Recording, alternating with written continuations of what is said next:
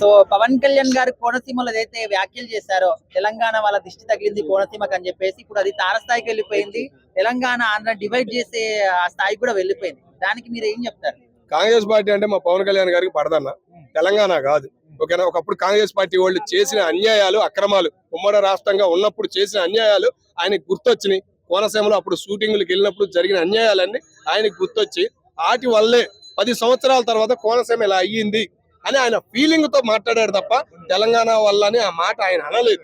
తెలంగాణ రాజకీయం మీద అన్నాడు కానీ తెలంగాణ మీద, తెలంగాణ ప్రజల్ని బాధ పెట్టాల్సిన అవసరం లేదు. ఆయన దగ్గర 20 సంవత్సరాలు 30 సంవత్సరాలు ఇక్కడ పుట్టి పెరిగినాడు ఆయన ఎందుకంటాడు తెలంగాణ వాళ్ళని? తెలంగాణ వాళ్ళు ఎందుకు విమర్శ చేస్తాడు?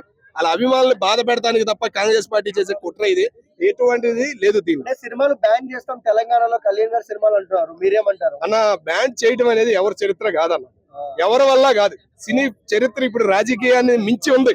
రాజకీయాన్ని ఆడుకునేది ఇప్పుడు సినీ చరిత్ర. ఓకేనా? సినీ చరిత్ర జోలికి రాజకీయం రాదు.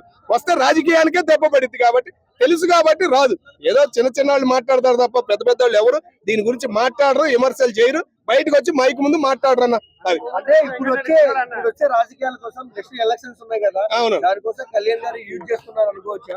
ఏమన్నా అది కరెక్టే అనుకోవచ్చు. ఎందుకంటే ఇక్కడ బీజేపీని లేపడానికి బీజేపీకి సపోర్ట్ గా పవన్ కళ్యాణ్ ఉన్నాడు కాబట్టి మరి పవన్ కళ్యాణ్ బయటకు వచ్చి గట్టిగా బీజేపీ తరఫున మాట్లాడేటట్టు ఏమైనా చేస్తున్నారు ఆ కోణంలో కూడా అనుకోవచ్చు. అది అంటే కళ్యాణ్ గారిని చూసాము, ఆయన సీఎం లతోనే యుద్ధం చేశాడు, గెలిచాడు. అవును. సో ఆయనతో పెట్టుకునే దమ్ము ఎవరికి లేదు. ముఖ్యంగా కాంగ్రెస్ పార్టీ వాళ్ళకి ఎవరికి లేదన్న.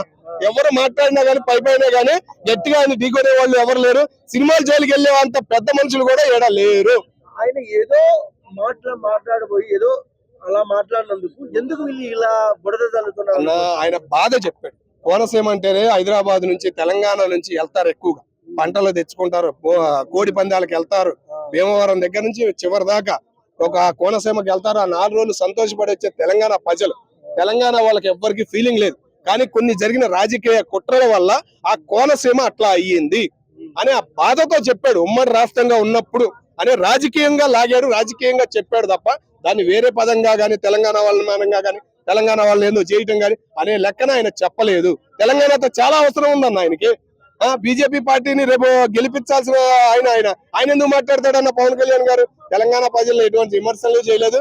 పవన్ కళ్యాణ్ గారు సినిమాల పరంగా ఏమీ చేయలేరు. ఎవరు సినిమాలతోనే ముందుకెళ్తాడు, రాజకీయాలతోనే పవన్ కళ్యాణ్ గారు ముందుకెళ్తారు. అది ఓకే, థ్యాంక్ యూ.